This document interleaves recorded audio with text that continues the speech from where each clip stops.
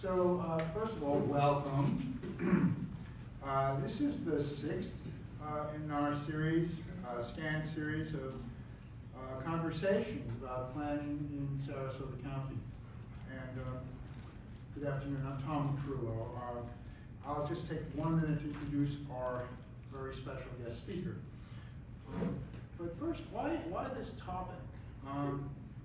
SCANS focuses on planning and planning methods. Planning is inextricable from the realities of climate change, except in parts of Florida where the words climate change are rarely heard.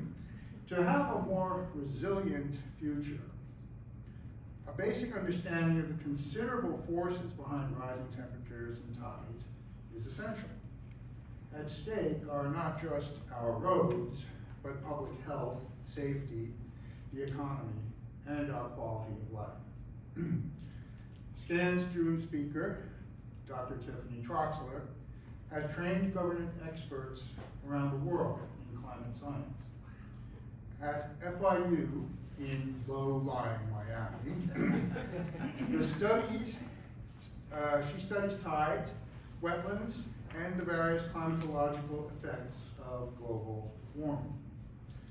A key goal of this work is to build resilience into our communities, where even as we sit, changes in temperature, tides, and more are creating conditions that affect every individual. Dr. Troxler's work on shoreline resilience and on how ecosystems respond to sea level rise has been called groundbreaking. She is also an expert on wetlands and is on the board of Audubon Tropical. Is that right? Okay. So we're so happy she could join us today. Please join me in offering a warm welcome to Dr. Tiffany Troxler.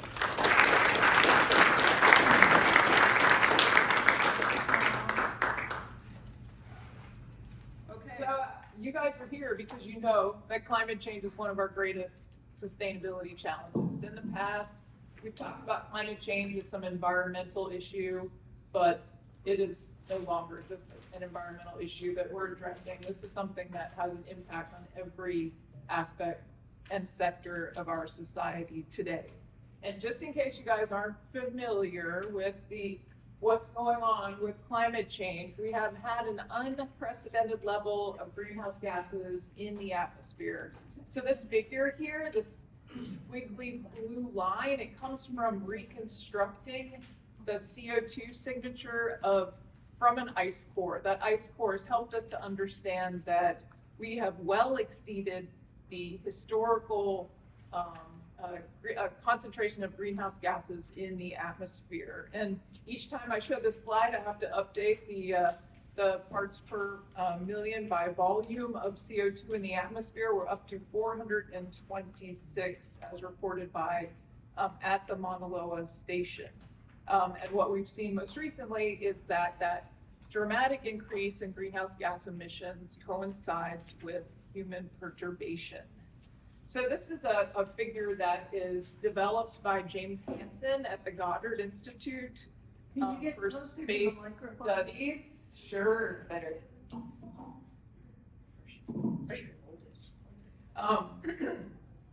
And so what you're seeing here, so this is an increase in the change in temperature that we're observing across the globe. And that increase is accelerating in time.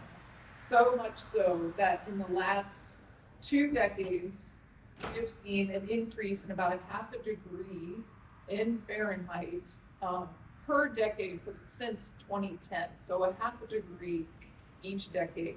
And this is attributed to the imbalance in radiation in the atmosphere. We've got more radiation coming in that can leave, and that is just a consequence of our amazing Earth biosphere. We've got this greenhouse gas effect. When it's working, it's keeping our biosphere habitable, and it's working really well because it's holding all that heat in that's generated by a thickening in the greenhouse gas layer, which comes from those greenhouse gases.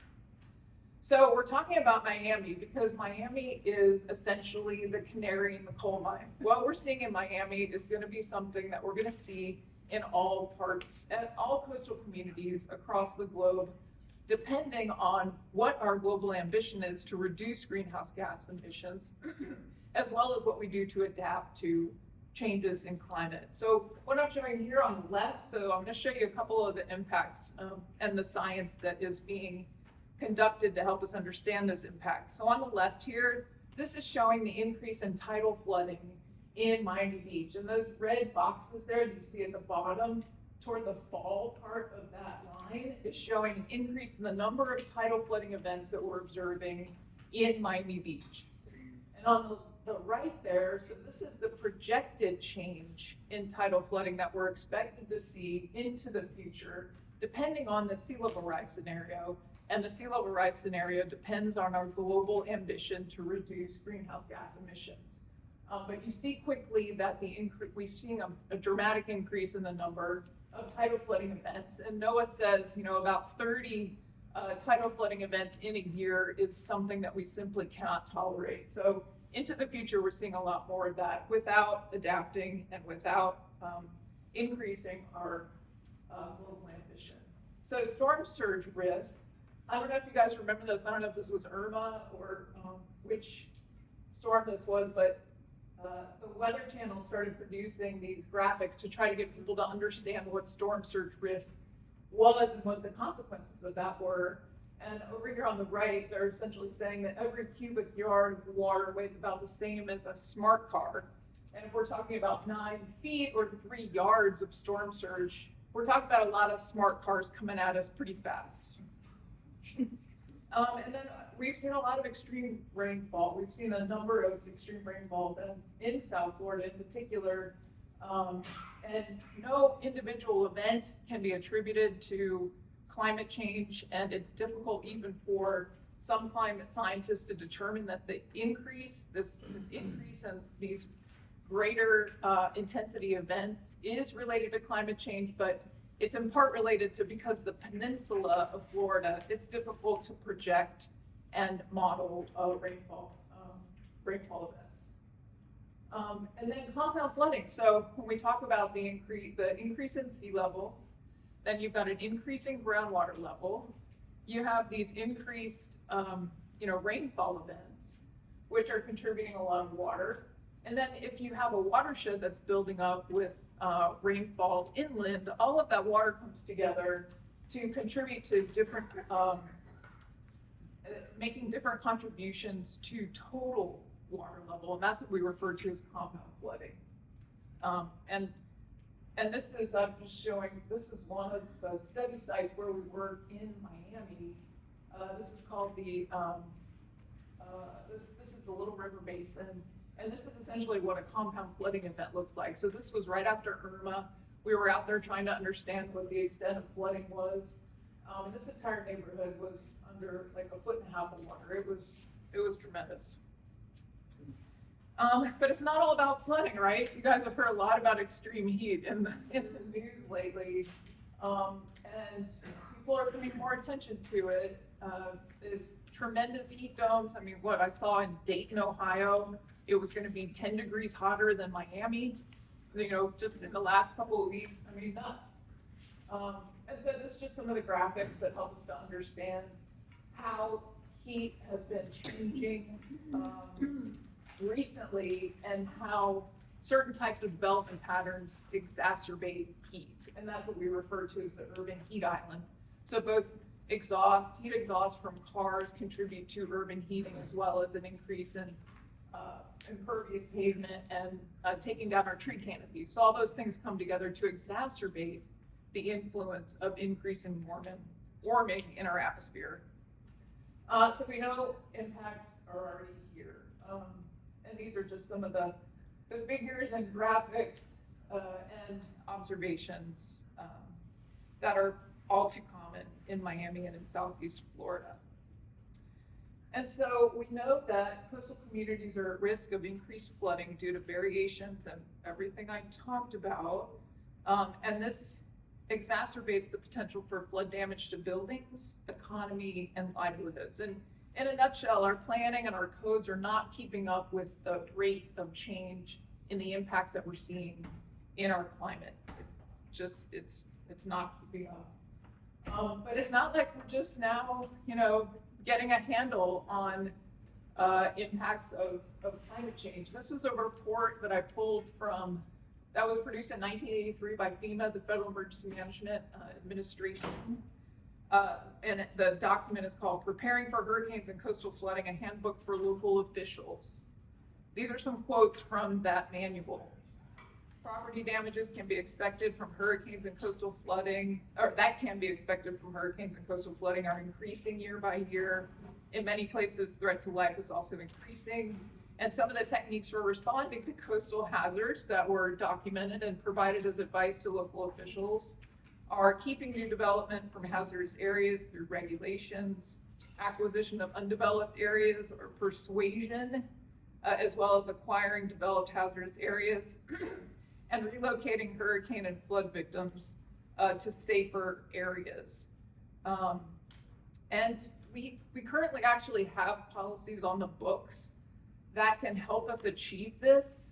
We just don't have the political ambitions to do it. And it actually would help us reduce the cost of flood insurance for communities if we were to take these significant undertakings. So the way we've designed and managed human and environmental systems in the past will not work for the future. Transformative change is necessary. Don't you love this? Conclusive proof of stable sea levels. Look, still only comes halfway up a duck. No, that's not fine. What we need is in science-informed decision-making, collaboration, and citizen action to achieve transformative change. So let's talk just briefly about some of our options for climate change solutions. So we've got mitigation. That is reducing the cause of the climate change. So dialing back our greenhouse gas emissions, or let's say increasing different types of land uses so we can sequester more carbon on the land surface. And then adaptation. So this is reducing the effects of climate change, where we're adjusting our natural or human systems to a new or changing environment through climate change. So I'll talk about some of the work that we are doing in Miami to support society and in collaboration with citizens. I'll talk a little bit about citizen science and some environmental monitoring that we're doing, work on nature-based solutions, and then I would be remiss if I didn't talk about reduction in greenhouse gases, particularly for the state of Florida, and I'll talk about that just super briefly. So, citizen science. So SCAN is actually the same acronym that we use for our citizen science program. I'm not sure how that worked out. But anyway, in 2016, as a way to try to get a better handle on where flooding was occurring across Miami-Dade County, and also try to use it as an awareness building, an education building activity, we started something called the Sea Level Solutions Day. And this is where citizens and students come out. We give them kits that have a refractometer, a bottle where we can collect water and run those for nutrients or carbon, try to understand if those flooding events are associated with pollution, and then a meter stick or a yardstick to get the depths of the flooding and send them out into the community to take those measurements. And then they use a smartphone application, just a simple jot form, to document the information that they collect in the field so they can send it back to us. And so we've, like I said, been doing this since about 2017. A couple of photos from our events here. And so this is just one sampling event, but in 2017, we were able to document flooding from north to central Miami-Dade County. And this was, in the falls when we experienced our high tide floods. But the type of information that we're developing is only possible because we have citizens contributing to that data collection and building our evidence base for flooding across Miami-Dade County. And this is the smartphone application that's really easy to bring up on your phone. We have developed a little education kit, so if anybody's interested in doing it, with their community, at their schools, in their neighborhood, all of this information is freely available, and you're more than welcome to use it. And then we also do environmental monitoring. So the National Oceanic and Atmospheric Administration helps to support information that gives us a better idea, in addition to the citizen science, what type of flooding that we're seeing in particular locations, and then we can use this information to improve what we know about flooding thresholds. And flooding thresholds are about, essentially the total water level relative to the elevation of the land surface. And so we know that there aren't too many environmental monitoring stations to help us understand that. And so this is an opportunity to increase our monitoring to get a better handle on the flooding that people are experiencing in their communities. And then we also started a few years after that a citizen science program focused on heat. We call this the Shading Day program.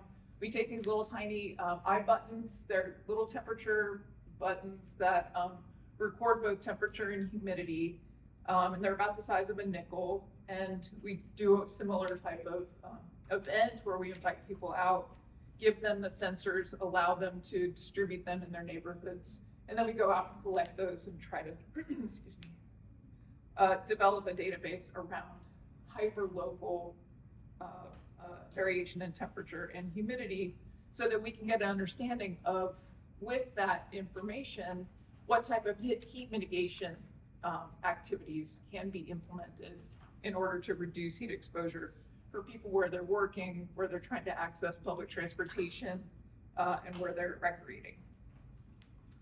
Okay, whoops. Okay, so yeah, so now I'll talk a little bit about one of our other sort of solution sets that we're trying to understand a little bit more about the performance and the benefits that are generated from these types of adaptation and mitigation solutions, which are referred to as nature-based solutions.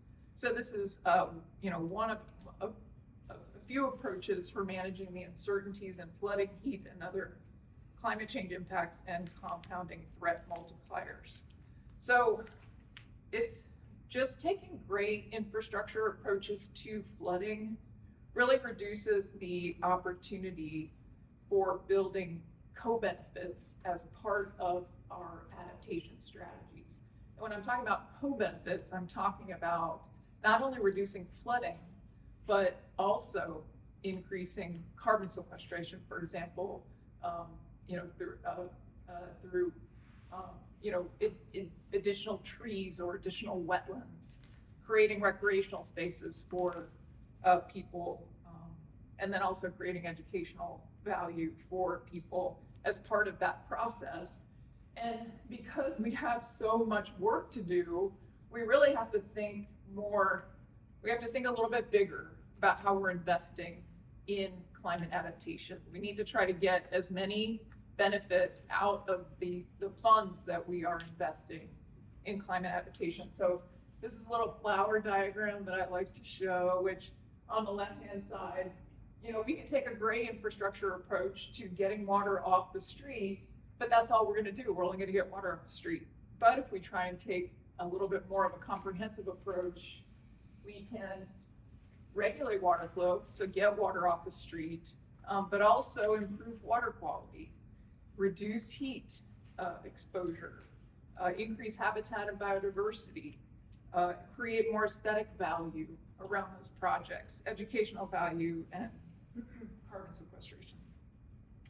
So thinking a little bit bigger about how we're adapting is a tremendous opportunity that we can either choose to do or not. And so I'll just tell a quick story about Miami-Dade County and the coastal storm surge risk reduction feasibility program. So I don't know if you guys are aware, but the Corps is the U.S. Army Corps of Engineers working with local sponsors to develop strategies by which they can help local municipalities or communities to reduce their storm surge risk.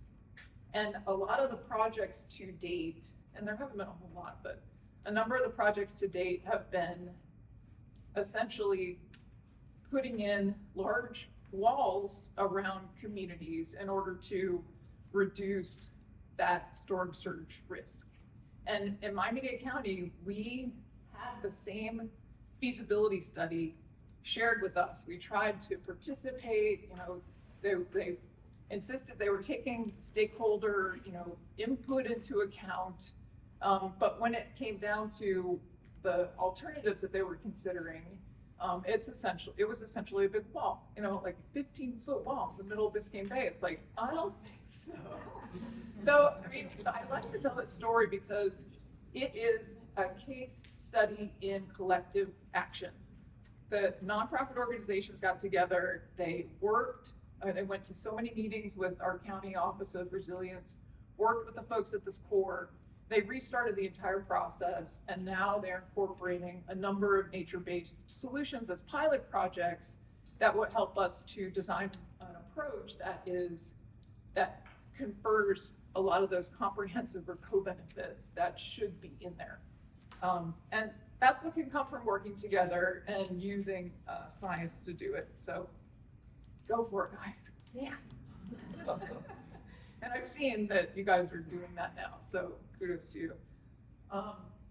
Okay, so just so I'll just talk briefly about a couple of projects where we're trying to build evidence for nature-based design. And one is focused on a policy tool that currently exists through the National Flood Insurance Program, through the community rating system, where I mentioned that it's a voluntary program. If a community complies with the National Flood Insurance Program, they can adopt to be included in the community rating system, which when communities complete certain activities, some of them being like acquiring severe repetitive loss properties or buying up lands that are exposed to high levels of hazard, they can reduce flood insurance rates at a community level. And as we all know, flood insurance costs are going up a lot. And so this is a real tool that communities can use to try to improve, reduce their risk and reduce the rates that are necessary to protect against risk. And then I'll talk a little bit about urban heat mitigation project. Okay, so so this, essentially the National Flood Insurance Program was designed so that we could build in floodplains. Not a good idea to begin with, but we're kind of stuck with it, and so it came about that, okay, how do we build smarter in floodplains? How do we reduce risk for people that are living in floodplains? And so trying to integrate comprehensive benefits. There's a suite of activities within the community rating system, the voluntary system that allows us to reduce flood insurance rates, called green elements. And so these are things that bring natural system features into floodplains, or restore them, protect them, allow for land acquisition, that then also confers a lot of the other benefits that we expect from natural systems that we all day to day utilize from natural systems, but often take for granted. And so I'll just one example from Collier County. So I did look up Sarasota. You guys are a CRS class 5, which means that you are earning 25% savings on your flood insurance from Sarasota County's participation in this. I think City of Sarasota is also a class 5. But in this particular case, Collier County bought up a bit of land along the shoreline there. And you can see those green patches, they're aggregating lands as well, which it confers an additional benefit. You don't really get credit for that, but the more land that you purchase, the greater the benefit is going to be. But essentially through these activities and other activities, Collier County was able to earn its residents a flood insurance benefit of 25%. And then here, so this is the heat mitigation study. So what we're seeing is, so in Miami-Dade County, and I don't know if you guys are working on this yet, but I think 3 years ago, we hired a chief heat officer, and it was, I think Jane was the first one in the US. Phoenix was really mad at us because they didn't have a chief heat officer first, but whatever. But in any case, the goal is 20% tree canopy by 2030. And this graphic here shows the distribution of tree canopy across our 34 municipalities, where at the top, that's Coral Gables. The more dark green you see, the more tree canopy that municipality has. And at the bottom, cities like Opelika, Hialeah, Medley, very little, less, in some cases, less than 5% tree canopy. And then it's sort of an assessment of how much of that area within those municipalities could have tree canopy, and that's the light green color that you see there.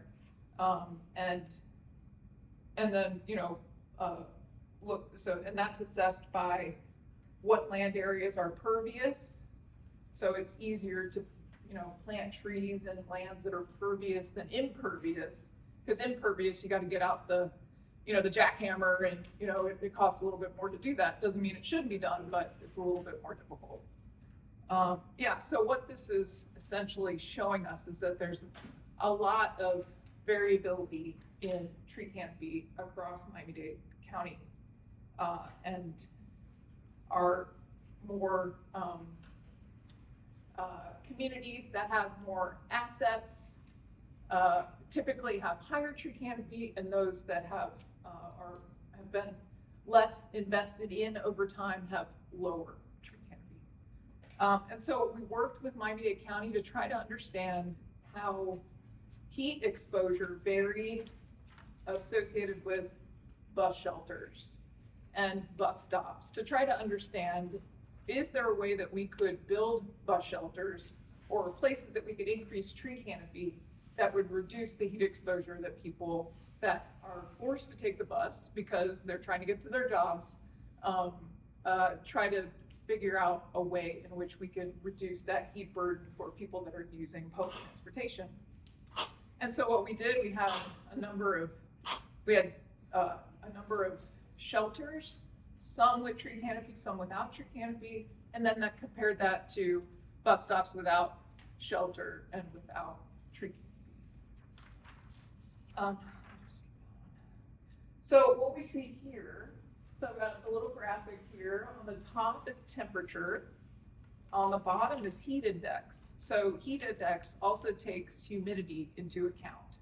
And it's sort of the feels like heat that we experience. And so the blue line is showing the temperature on the top there for afternoons in September of 2022.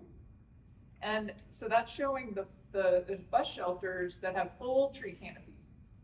And then the yellow line at the top, these are bus stops with no shelters and no tree canopy.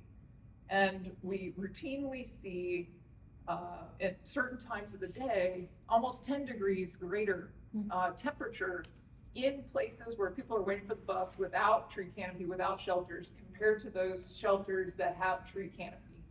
Pretty significant. And then of course it's just you get the same pattern with heat index, except now you're having to deal with humidity, which we all know in Florida is an issue, but it makes people more susceptible to the effects of heat. Okay, so I'm just going to wrap up with the climate mitigation. So in, 2020, we worked with a number of universities, which included, pretty sure we had USF there, UCF, University of Miami, Miami-Dade College, I think also worked with us on this.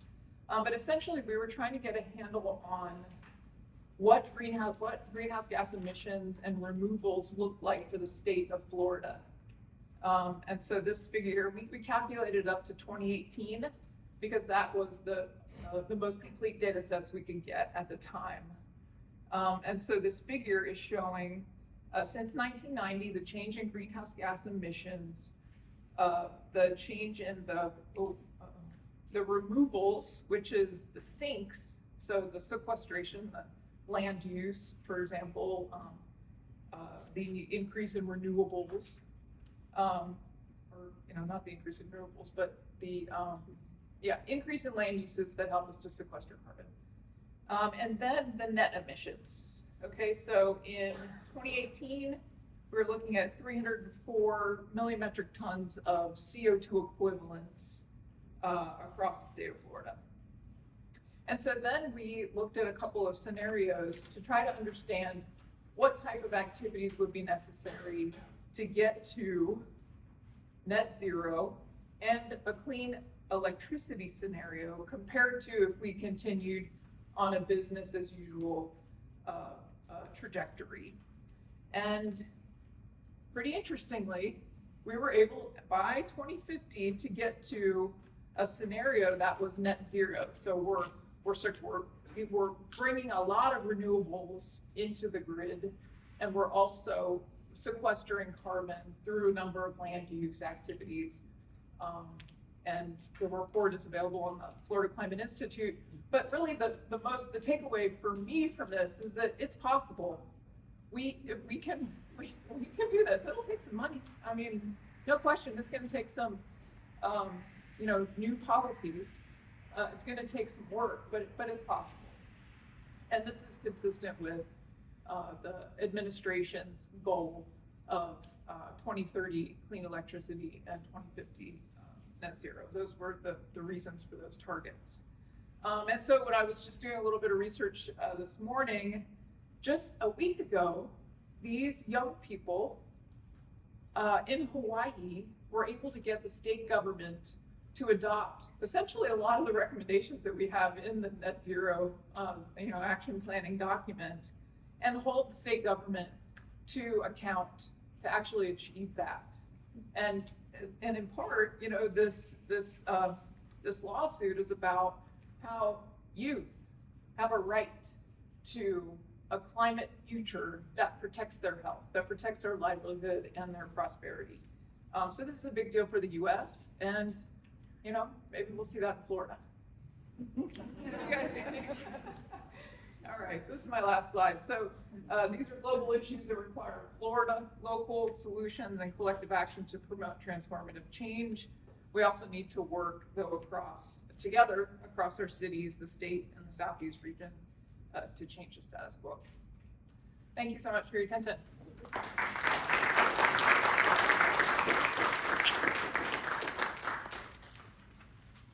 We have time for some questions, and I might just kick it off with asking you, you have this wonderful data for Miami-Dade County where you work, and obviously you have the tools there to study emissions and so forth. Is that transferable easily? Like if we wanted to try to study the same problems in Sarasota, how hard would that be for us? No, I mean, you have a number of really talented universities in your local area, and I know that they would be thrilled to conduct, if they're not already, but yeah, absolutely. It's only been a few years that by working together across universities, across disciplines, and with community members, we can accelerate the information that we're developing a lot faster. Yes? Is there enough research about electric vehicles? Will that be the answer to some of our problems here? It's really, everything has to be on the table. And electric vehicles are part of it, but the modernization of the grid is super important to support that. And of course, the source of energy for the electric vehicles makes a big difference. Yes, sir.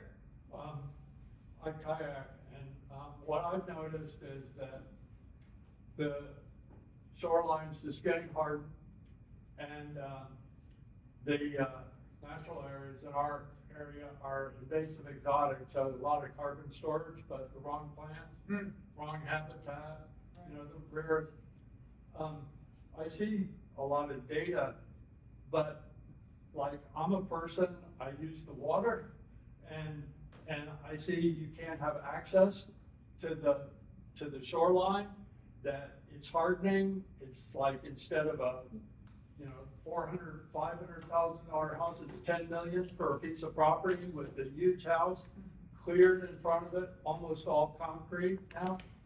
And, people have a hard time relating to this because they're not, this isn't a value to They're them. not on the water, you know. right? And they're not creating more value, they're creating less. They're privatizing, and the people privatizing are just costing the money for the other people. So I don't see this at a human scale, you know, the data and stuff. And so it's hard to relate to, but when I'm kayaking, I just see, you know, huge other direction where, you know, affordable for public property now, not only is not green space, but it's an $8 million house on the property, so you can't buy it for green space, and it's not, doesn't have that ecological function. The only scientific question I was wondering is that with all these concrete shorelines, you know, there are oysters on them, so, I mean, but what is the difference between a natural shoreline and one that is a seawall, in terms of ecological function and value?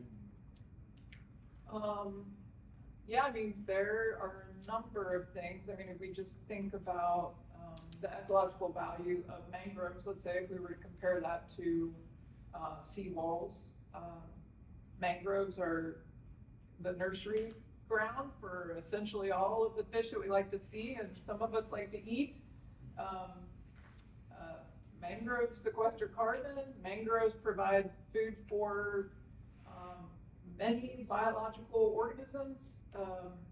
It helps to filter nutrients, helping to buffer the impact of coastal development. There are a number of things. Yeah, so I hear you. I feel you. Yes, sir.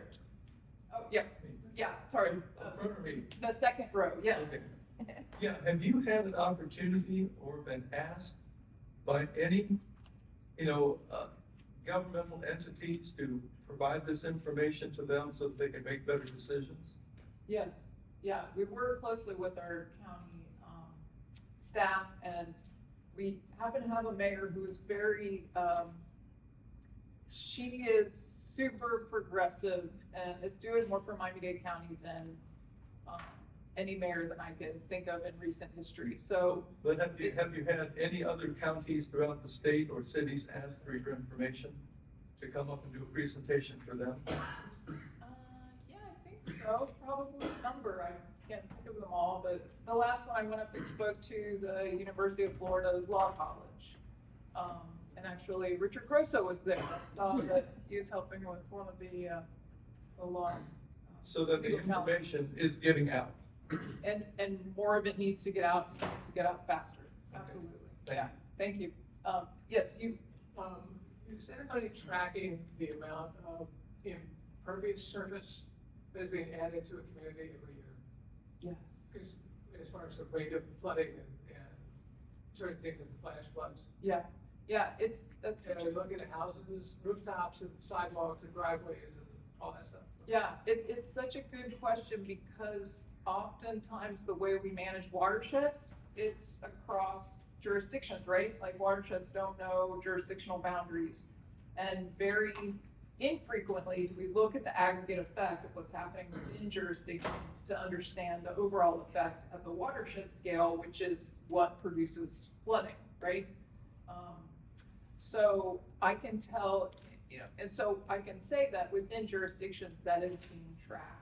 It's often part of stormwater planning that local jurisdictions are taking on. And we also use it as a metric to try to track the impact of projects, trying to understand the impact of resilience planning in Miami-Dade County. Yes, sir.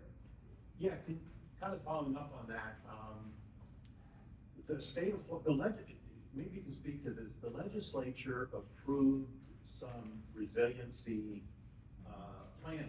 And I've worked with certain communities over here in Eckerd College, you know, on the coast.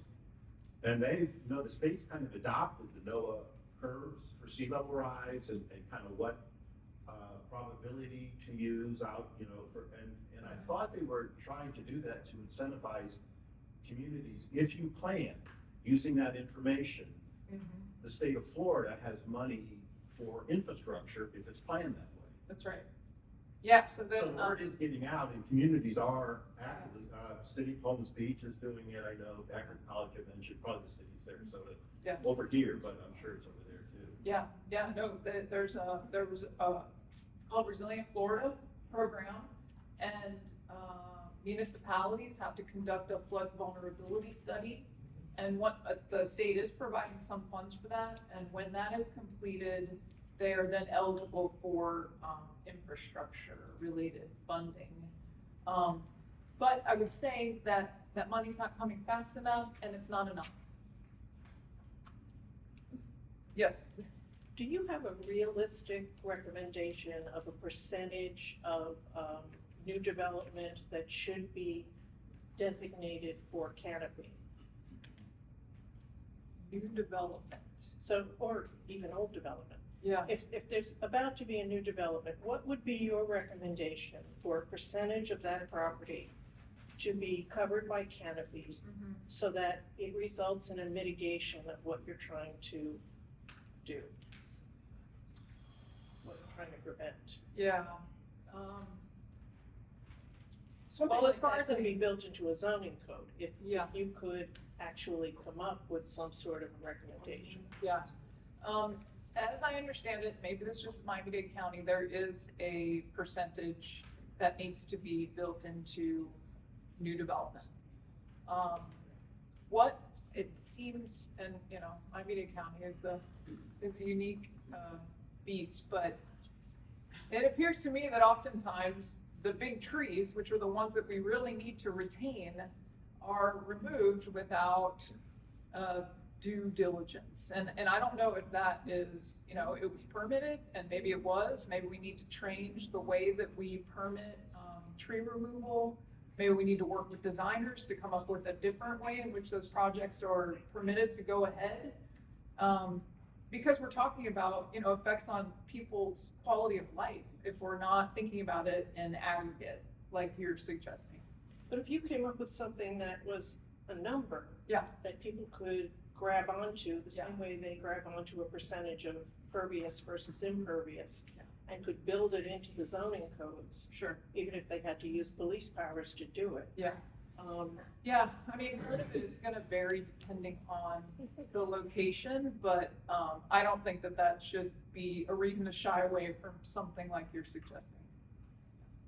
Yes, sorry, I'm gonna go back there and I'll come back to you. Yeah. I'm curious, I wanted to follow up with what Maynard said. I do feel like the shoreline is being hardened and partially due to more and more expensive houses being built, lots of exceptions to the erosion control line.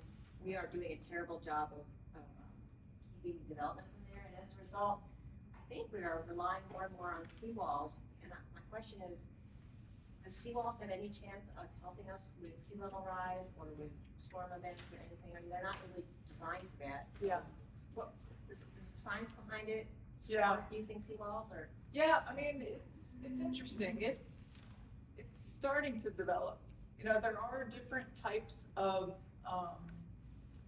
material, concrete-based material that you can use that doesn't repel biological organisms, you know, marine organisms. There are different types of concrete mixes you can use that reduce the carbon footprint of seawalls.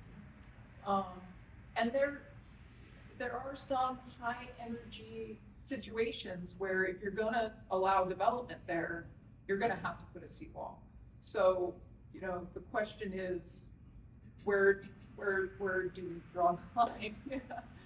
But there is some new research, and I know there are a lot of private, you know, small private companies that are really trying to work with partners to understand performance of those different types of seawalls. But from what I understand, it's primarily a seawall and then you're building a facade around it so that it has less harm.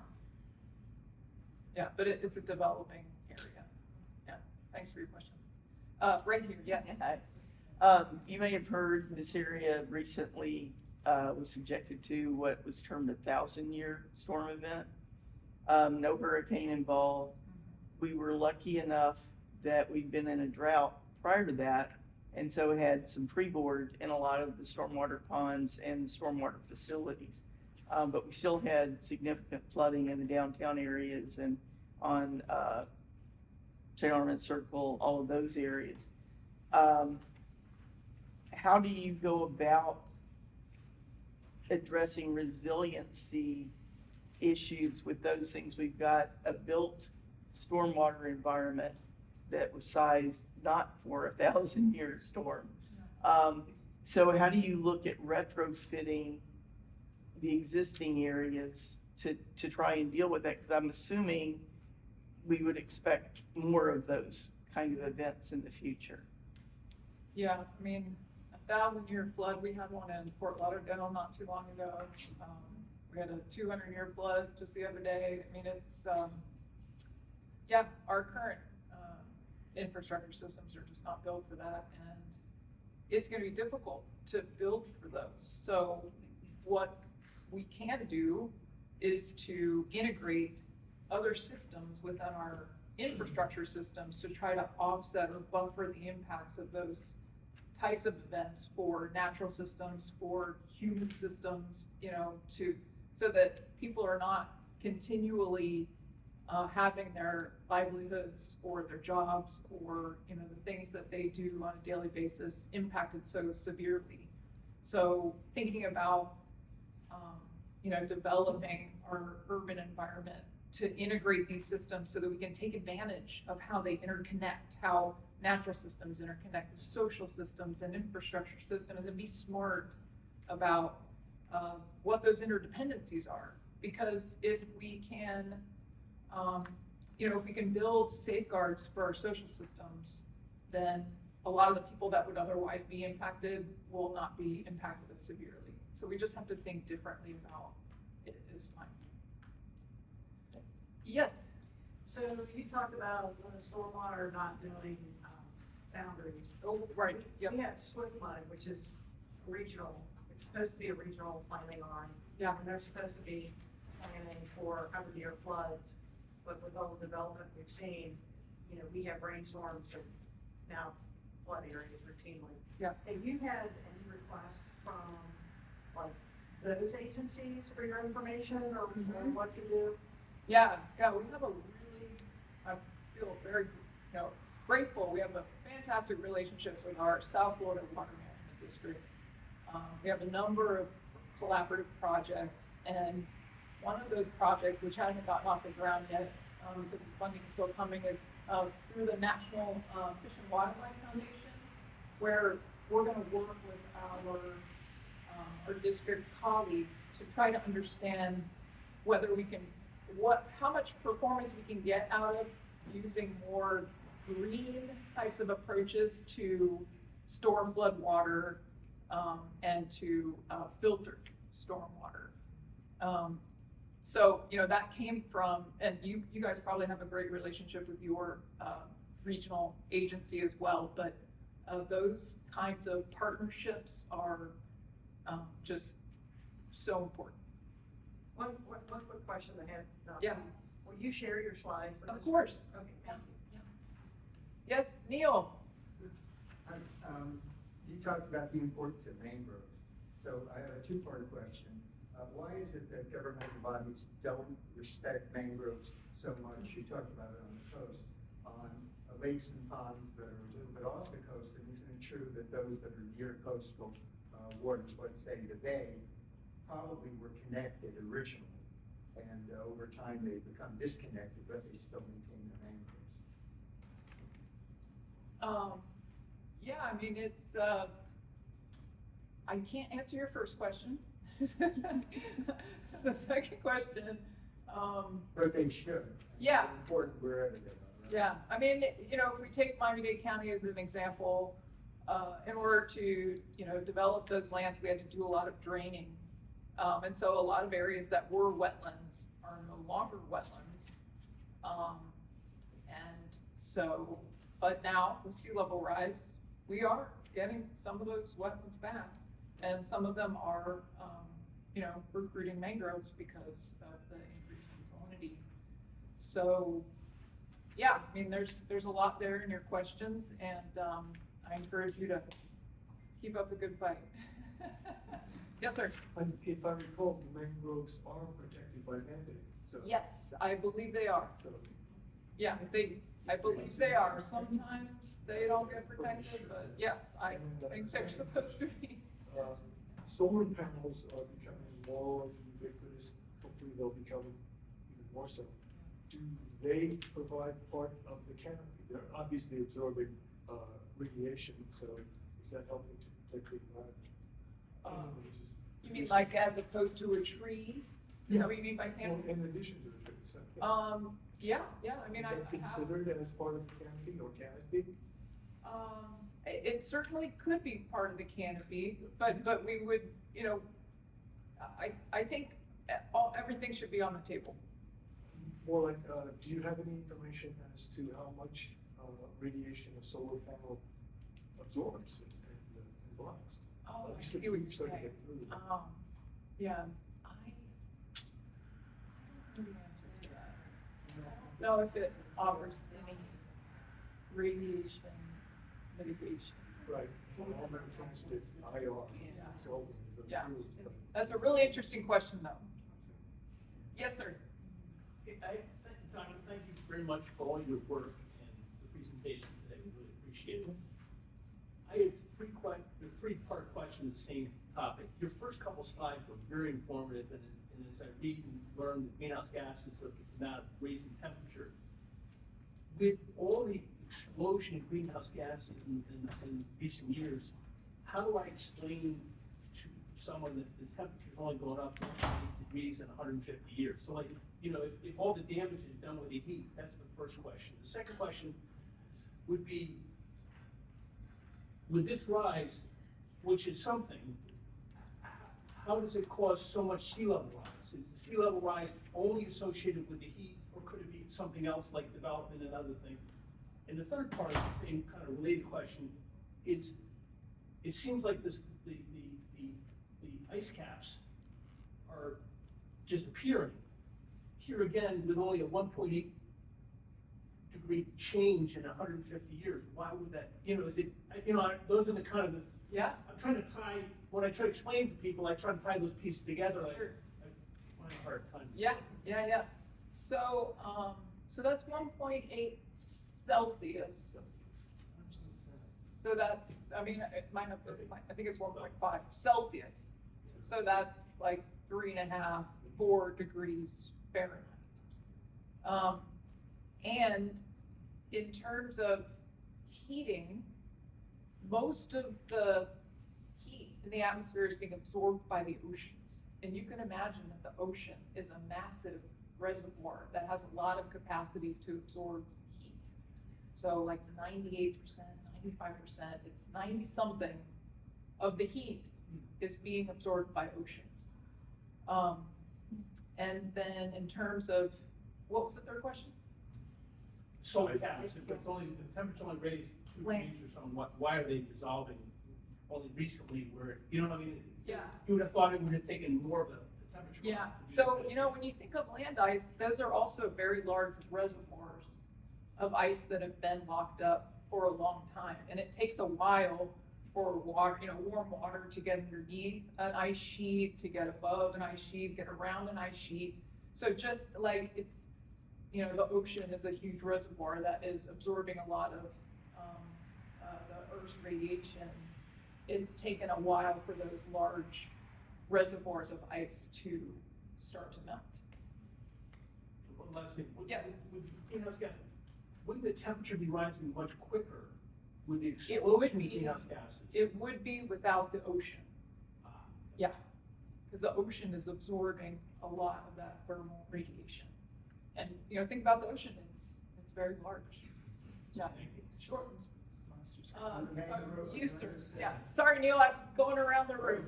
The mangroves, they're supposed to be protected, but they're not always. Right. Wondering if you got any opinions on beach renourishment projects? It seems like it's such a critical embodiment of this like illusion of we can build on these shifting sands of barrier islands and not have to consider, the future. Yeah, yeah. It's a great question. It's one of those things where I feel like we're trying to support the communities that are there and try to, and that's a really important reason for beach renourishment. It also helps to support the shoreline and coastal environment that can attenuate some wave action for those communities that are living in the floodplain or along the coastal high hazard areas. But it's not the solution. Yeah, not a long-term solution. Yes, sir. As your slide says, these are global issues. Yes. Greenhouse gases are produced in Asia, they're produced all over the world. That's right. Are there any international efforts to minimize them? Mm-hmm. Yes. Yeah. So there's something called the United Nations Framework Convention on Climate Change, which is a global body of the United Nations that is working across nations across the globe to commit to reducing contributions of greenhouse gases in order to avoid the most catastrophic impacts of climate change. Yeah, but a lot of the things that are happening to produce greenhouse gases are happening in our homes, in our cars, with the policies that we implement at local scales. So yeah, it's all hands on deck. Yes, sir. Yeah, I wanted to have one follow-up Sure. on Tom's initial question. All of these citizens, volunteer groups, organization requires leadership. When you talk about we, who is that leadership? Is it the university? Is it the county? Is it a consortium of? It is a consortium. We're all pitching in. Yeah. Yeah. I mean, we all have a role to play. Academics and universities can push the envelope a little bit farther than, let's say, a county staff person, but to understand how to make the science relevant to be impactful, you have to understand what county staff are dealing with, and then to also understand the framework for which the work can happen, so we can think about different ways to make the work happen. So who put on it? I mean, whose idea was it? Who's leading that charge? Wait. That all those pieces together?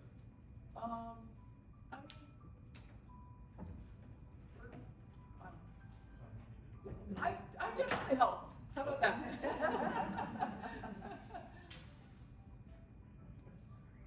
Good, yes, Tom. Yeah, I want to go back to something Eileen asked about earlier, because it seems like you guys are on the front lines. You're dealing with this in a very effective and insightful way, and you're gaining lots of knowledge. You're gaining knowledge about the proportions of pervious as opposed to impervious surfaces, and all kinds of other things that you're looking at that would seem to lead to some kind of helpful knowledge that you could share with community as to when you're developing, here's what you need to do, here's what you need to look at, consider all these various things in the complex process of development. And I can assure you, I'm not seeing that happening in Sarasota. What I would ask is, why isn't this kind of knowledge being shared, say, with the state itself, that could possibly then turn around and share it with all the counties in Florida, so that instead of just one learning about it and others kind of picking it up randomly, there was actually a program in place for the state? Well, the program that was brought up earlier, the Resilient Florida program, so the state does have a chief resilience officer, state science officer, and they have a resilience agency within, I'm pretty sure it's within FDEP or within the governor's office. And they are developing some standardization and some harmonization that is being shared with municipalities. For instance, guidance on vulnerability assessments that municipalities need to complete in order to be eligible for additional funding. Yeah, I just, I think, you know, we really have to do more on a local level. We can't wait for the state to, I mean, we have to do more. All hands on deck. Yes, sir. Do you have a website with the information published? I mean, you know, I'd be happy to share these slides, and I do have a website, which I'd be happy to give you the web link. Okay.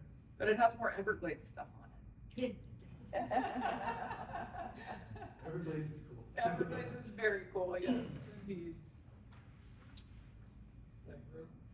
Well, can we give another hand to George?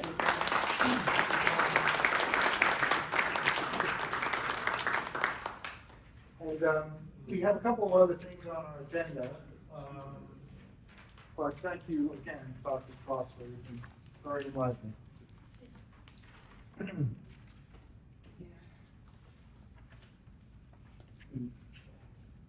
So yeah, I would just suggest that in terms of what we're learning here, there's a kind of an absence of information flow around the state of Florida. So that in terms of our planning in Sarasota, it occurs in a vacuum. It occurs in a knowledge vacuum that enables the people doing the planning to basically have a kind of, what shall we call it, an ideological theater. You know, they're basically just making it up as they go along. And I think that's part of the problem we're facing here. We need to give them some hard science, some facts that they can kind of run into, because when you run into a wall, it helps. You learn something. Susan is going to come up and briefly give us a presentation that is shared from Lourdes.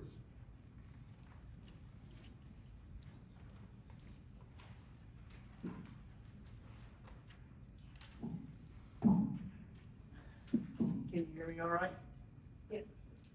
I'm Susan Shetley-Gum, one of the ones with Tom that's been helping try and get SCAN off the thought process and into reality, as is Lourdes Ramirez, that you're probably all familiar with her work about Siesta Key and protecting Siesta Key. She's not feeling well and wasn't able to make it tonight, so she sent me a summary of 3 major issues that are coming up really quickly for Siesta Key. Siesta Key is currently dealing with 3 proposals that aim to increase the population and development intensity on the island. The most recent proposal that will be heard by the Sarasota County Commission on July 9th may also impact Minnesota and Casey Keys. She's got a brief overview of the 3 proposals. Number 1, mega hotels for Siesta Key. Henderson Development is proposing to alter long-standing and protective growth laws in our comprehensive plan to construct large hotels on our fragile island. The comp plan amendment is expected to be reviewed by the Planning Commission and the Board of County Commissioners in late August or early September. Visit the website protectsiestakey.org for additional information on this proposal. Number 2, condo rebuilding. Sarasota County is considering changes to our comprehensive plan to increase the size of condominium buildings in the residential multifamily districts.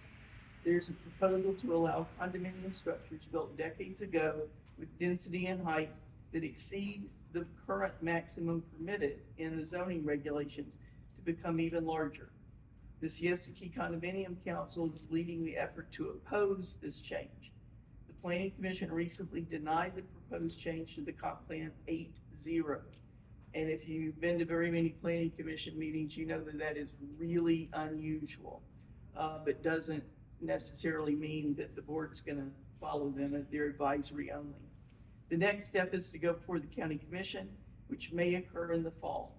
To read more about the concerns, she has to use this link to the SPCC letters. She's going to be sending out a newsletter in the next day or two that's going to have even more information on this, and I think the link's probably in her newsletter. And another recent proposal that will be heard by the county commissioners again on July 9th, non-conforming lots of record on barrier islands. Before the adoption of the 1975 zoning regulations, several areas on the barrier islands were platted with small and very small residential lots, some with a width of only 25 feet. These lots are called non-conforming lots of record as they do not conform to the minimum lot sizes required by our zoning codes since 1975. In 1989, Sarasota County adopted laws acknowledging that some homes on existing non-conforming lots of record can continue to exist. To protect property rights, a property owner can rebuild on those tiny lots as platted, but can't change the lot lines. The goal of our regulations since 1975 is to have these small lots cease to exist. According to the comp plan, all lots created since 1975 have to meet minimum lot size requirements for their district. There's a letter going from Protect Siesta Key to the county commission that includes a hypothetical example of residential single-family 1.2 acre parcel that legally can have 3 homes under the existing zoning, but contains up to 14 non-conforming lots of record that were platted in 1912. Due to regulations such as minimum setback requirements, most property owners choose to combine the non-conforming lots of record into legally conforming lots to comply with the comprehensive plan. The proposed change to the Unified Development Code will allow developers to count the tiny lots as density, which is not allowed in our codes, and combine that number into multiple homes on a parcel. In other words, they want to not look at the zoning, but look at the number of lots and allow them to aggregate those lots on the parcel. The developer lawyer claimed that they can reduce density if they promise not to use all of the old non-conforming lots of record on a parcel. The proposal to allow this is in violation of our comprehensive plan, which requires the county to follow the 1989 zoning regulations for barrier islands. This was one of the main points in the litigation that Lourdes prevailed on. So I would hope that she'll prevail again should they move forward on this. In 1989, the zoning regulations did not allow developers to change the non-conforming lots of record configuration. In other words, they couldn't change the lot lines. They could combine them but not change the lot lines. The proposed change in proposed ordinance 2024-034 will violate the comprehensive plan. So again, if you want more information on these items, you can sign up for Lourdes' newsletter, which always contains a lot of really relevant and good information, and that you would go to protectsiestakey.org and sign up for it there. So I'm sure had Lourdes been here, there would be a lot more information, but I don't know if they'll be able to answer your question, but I'll give it a whirl. I wanted to make a point. Okay. The Henderson proposal, unless they changed it, the trick on that was it applies to the entire county. Even though they were looking for it for lots on Siesta Key. But as proposed, and what they're trying to do is remove density calculations from transient hotels. So anywhere that they can build a hotel, they can build it to, whatever density they want and not have to follow the. Yeah, as much density as they can cram into a size, whatever size they identify. And I'm not sure, I believe I heard at some point that they dropped it applying across the county, but I'm not sure about that. Sure, but the last proposal that I saw, some people are objecting because they have to go through a workshop and then the hearing proposals. And once they change it, which they have made changes, but we haven't seen the final changes that they've made, they have to theoretically, they have to re-workshop it and start over so the again. public can have input and start the whole process over again. Yeah, and it's sort of a black hole with the county right now when that is going to move forward to the county commission. Right, and the same thing with the second proposal. But that they did decide, because they had so much opposition from the Venderson proposal, they considered the proposal about it's called voluntary demolition rebuild, where before they could only demolish a structure and rebuild it after a storm to Right, after natural disaster. So they were going to do it for the entire county, but because they've been meeting so much resistance, they said just on Siesta Key. That's good to know. That's good information. Anybody else have anything to add of your knowledge on that? Okay, I'd like to talk about something that's, for just a minute or two, that's not a SCAN-sponsored item, but a number of people across the county have been contacting us. It's really to build on a pledge for clean election campaigns that Venice Thrives used in the most recent past city commission election there. And they proposed this pledge to the candidates. I think they had 4 candidates running.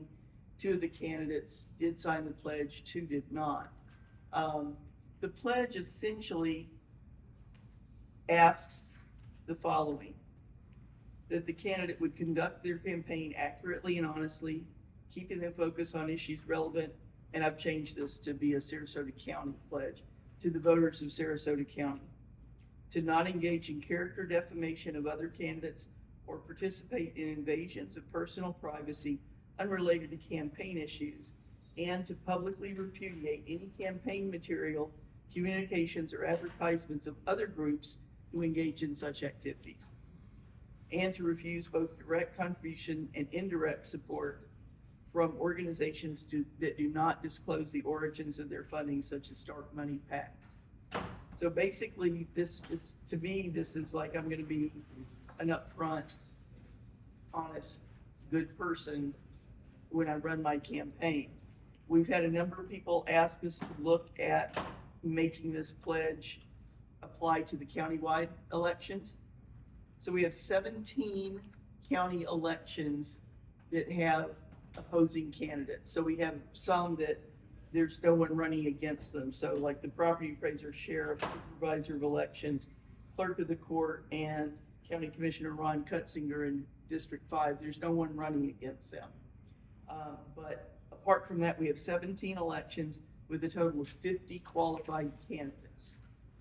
And what I wanted to inquire is, as voters, do you see that the use of putting this pledge out there and having some candidates sign it, some candidates not signing it, is that something that you think would be useful to your evaluation of a candidate, useful in discussions between different candidates? We're really trying to get a feel for it. I'm inclined to put it out there and send it to all the candidates, but I didn't want it to just be because I think it's a good idea.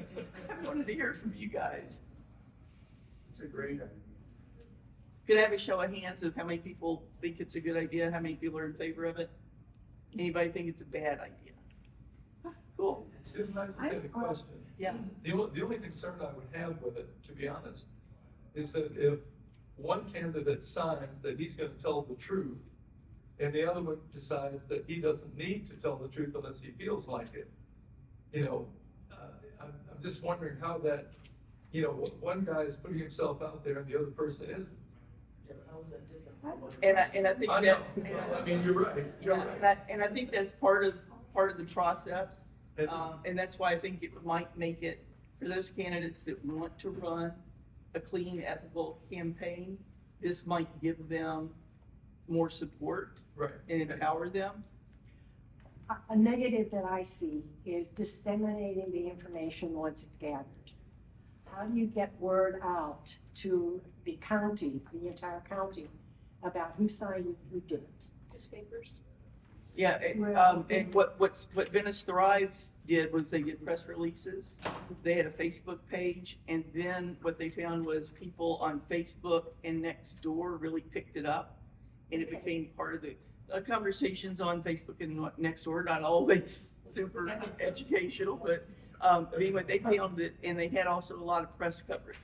So for example, at the League of Women Voters, candidate forum, they, and I'm gonna contact the league and ask, you know, because I think we are gonna move forward with it, that they asked who on the panel, any of the candidates that had signed or not signed. I don't know if they discussed it at length, but they at least made the point. So those are the ways Venice Thrives did it. Oh, let me, she had, sorry. I feel like, I'm not opposed to it at all, but I feel like it's kind of like a Boy Scout pledge. It's only as good as the Boy Scouts who are doing it. And if you have candidates who are going to be deceitful and deceptive, they're gonna sign it, because why not? They don't want somebody pointing the finger at them. And then if something comes up, they'll find a way to talk around it anyhow. I think it's a good idea. I just don't know how effective it'll be. Well, we don't really have an enforcement mechanism Right. other than public opinion. Right. And that's why I thought, okay, well, let's see Try if it. the members of the public think it would be a good consideration. Let me go to, You could decertify them. I mean, you know, you could just say, we don't count your side right, of the pledge. we decertified you because you didn't meet the requirement. Yeah. And, so if you had some, Sam. that's not an enforcement mechanism, but it is a way in which to eliminate people from signing it and then getting kicked off. And I think Venice Thrives did get some questions arose, and they were asked their opinion by reporters. And so then they, you know, I think they sort of looked at it and said, well, I don't remember what the example was, but they sort of felt like it wasn't really a violation of this. Because quite honestly, if you're factual, you know, to me, it doesn't mean you're not able to attack the other opponent, as long as you're factual and it's on issues of relevance to Sarasota County voters. So it's not gonna mean everybody's just, you know, nice and easy. 2 points. One is the first about the publicity. There are a lot of neighborhood groups and blogs and newsletters that would help publicize it. I think there's some precedent for this. You're thinking about Venice. Didn't it help clean up the campaigns in Venice when people signed it and some people were reluctant to sign it? I'm sorry, I heard you say isn't there precedent, but I missed it. Isn't there a precedent in Venice where they did this and it helped clean up the campaign? Yes, they found it cleaned it up quite a bit. And this pledge, except for changing City of Venice to Sarasota County, is basically the same. I did add the word communications into the list because their wording mostly focused on mailers.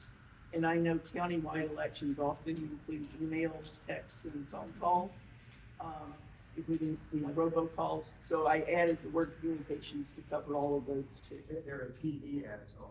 Yeah, but that would fall under communications. Yes. City PAC is doing a no developer money pledge in the city, and it is catching on. I mean, people are paying attention. That's something, however, that's concrete. You know, you can prove it. Yeah, yeah. But you want to go to court and prove that they're not using factual information. That's kind of tough. Well, it would just, again, it's public opinion. So if somebody makes something up or calls somebody a Nazi or something, you know, then if the reporters contact me or whoever else is working on this, I'll say, well, I would consider that a personal attack and not Did really that relevant. relate to the debate tonight? Yeah.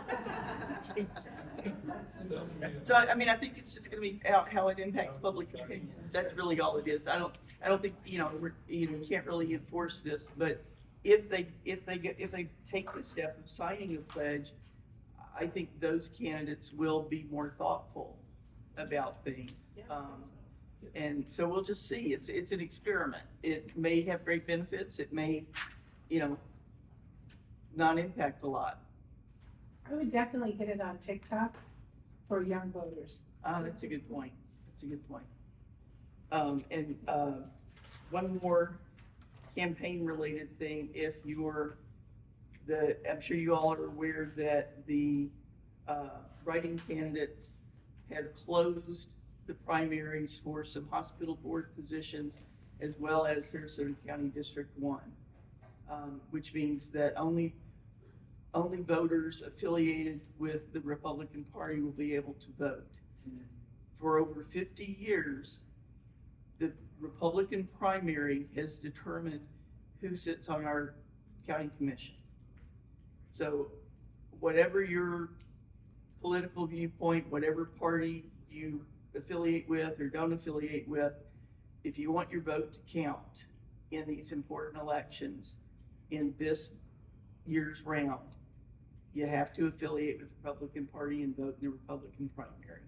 And you've got until July 20th or 22nd to do that. But otherwise your vote, I changed years ago because I got frustrated that my vote didn't count. I wasn't getting to vote on who was representing me.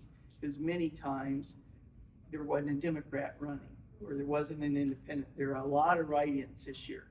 In fact, the write-in for District 1 was specifically done to close the election.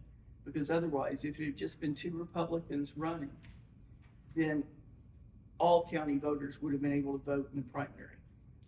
But they used a legal loophole. It's legal to do, but it's annoying to close that. And so if you want your vote to count, and there are a lot of really important hospital board positions too. I'm just going to say that I heard that before, and then I totally forgot about it, that you need to change parties. Yeah, that's why I keep, every time I talk to anybody, I keep saying it. In a broader way would be, through SCAN or, any of the groups that are. Yeah, I'm seeing it mentioned on Facebook quite a bit, and I don't get into Nextdoor that much, but I've seen it mentioned on there a couple of times too, so, yeah. So if you want to switch parties, you can do it online. Yeah. I've done it, it's like 16 steps, but I counted them when I wrote it out one time. And then you can flip and go to the Republican primary, and then you can flip right back the next day after the Republican primary and switch back to what you were. And so if you're having trouble finding it, go as if you're gonna change your address. So it's changing voter information. So if you, sometimes the change party affiliation pops right up and sometimes I don't see it. So the last time I did it, I went, oh, well, it's kind of like changing my address, and then you'll find it in there. But okay, well, thanks. I'm glad y'all think that the pledge will be interesting, and if any of you have homeowners associations that you think would want to endorse it, please let me know. You can reach out to Tom through the SCAN blog, or my email address is schoettle@yahoo.com. Thank you. Appreciate it. Thank you for your input. So, was there anybody else who had something they wanted to bring up tonight? Sometimes the other neighborhood associations that we deal with information that, yeah? Yeah, Rick Cordner from the North Venice neighborhood. Yeah, hi Rick, how are you? Hi. Just in 2023, the 2 candidates who signed the pledge in Venice, they won. Okay. The other 2 yes, I lost, and one was a huge upset. Okay. So, we get these horrific mailers from Tallahassee Maps. You go to the candidate and say, do you endorse this? Yes. And it puts them on the spot. So I think there's a lot of value to it. I was going to mention, as a consequence of that, the city council has decided to put on a referendum for this year, eliminate odd-year elections. Okay, so in Venice, we have a 98-year history, but they have an election every year. So every year, at least 2 candidates in city council come up for elections. And in the odd number year, we can concentrate on local issues, and it doesn't get buried with national partisan issues. So city council decided, let's eliminate, the odd number year elections. Let's make all the terms of office 4 years, and we have elections every other year now.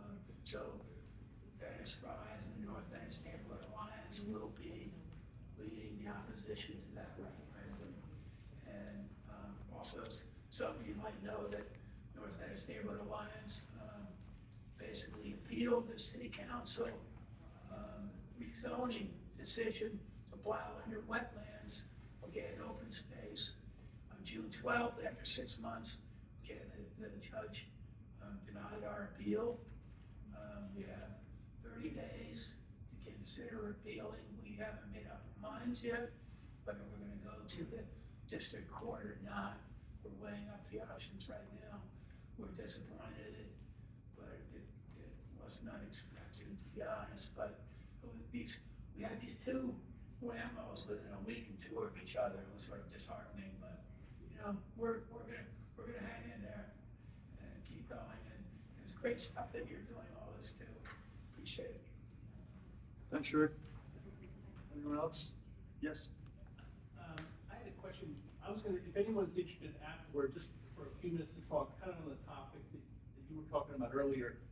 I'm trying to get a kind of a coalition of this kind of campaign in this next election where it would be, we want to elect people who are loyal to the many, not the money. And kind of get a unified campaign, because all these, there's issues in different parts of the county, all the same issues. The opposition is the developer money, and the developer money is hard to compete against because we're as individuals, we don't have a lot of money. But the votes always beat the money. That's what the money's for. So when I talk to people, everybody's opposed to what the developers are able to do because the county commissioners don't give you they don't listen to the public. It's all a rubber stamp. They're just doing whatever they want. But we as a society should take back control and elect people who represent us and not developer money.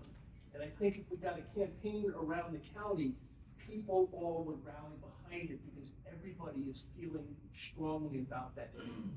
And I'm just trying to figure out a way to kind of coordinate it. And I didn't know if anyone wanted to spend a few minutes just talking about it. We can share some numbers and maybe chat about it another time. Just a thought. Thank you. Yes, sir. Can I give an update of things out east in the rural area? Yeah, sure.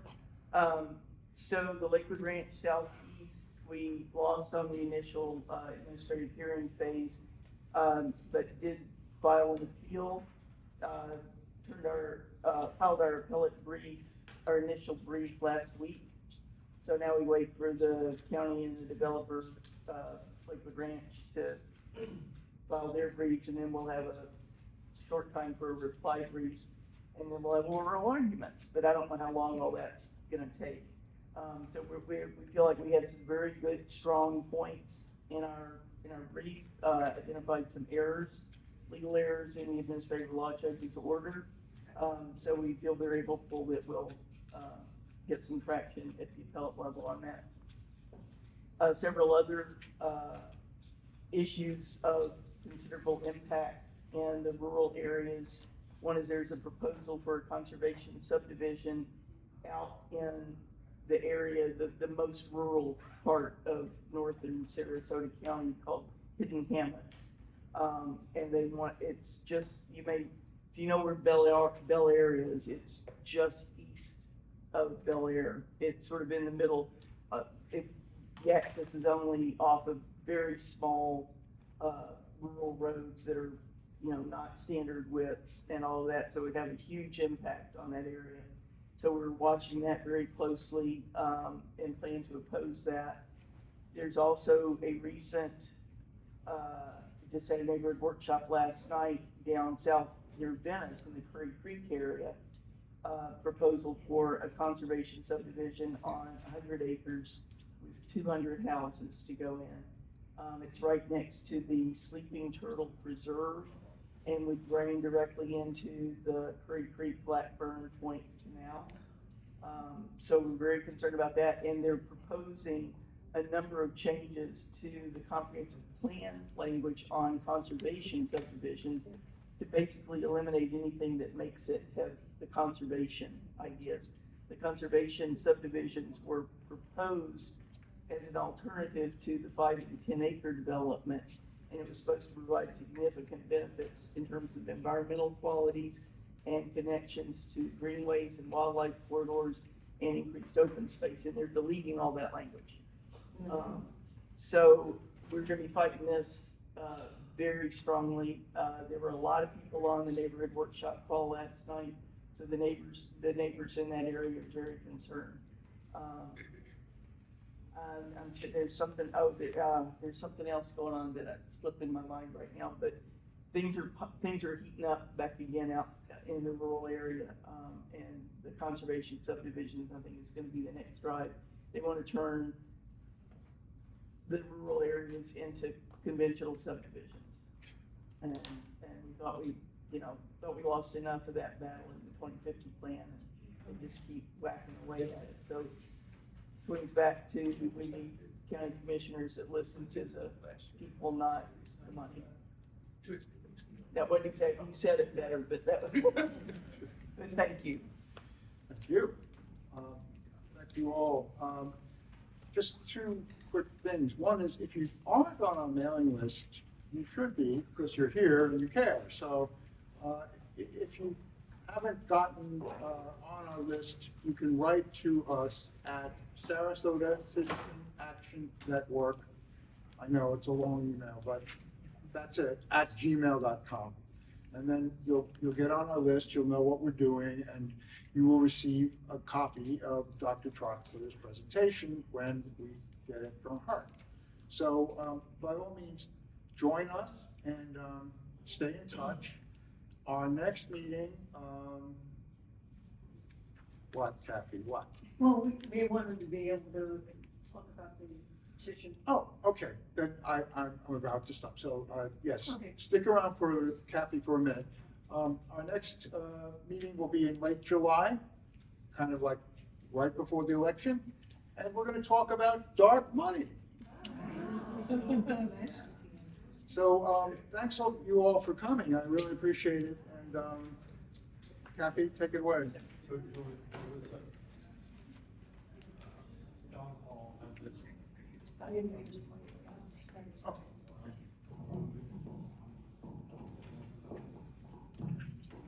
Good evening. I'm Kathy Benz, and I head up the Right to Clean Water Initiative for this county.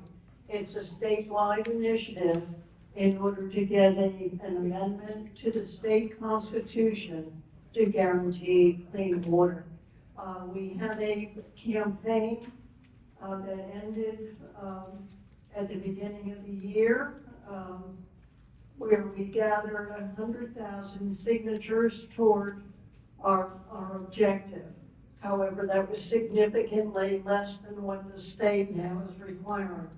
We have restarted, and we have to gather from scratch again for the petition. So if you have signed the petition previously, we need you to do it again.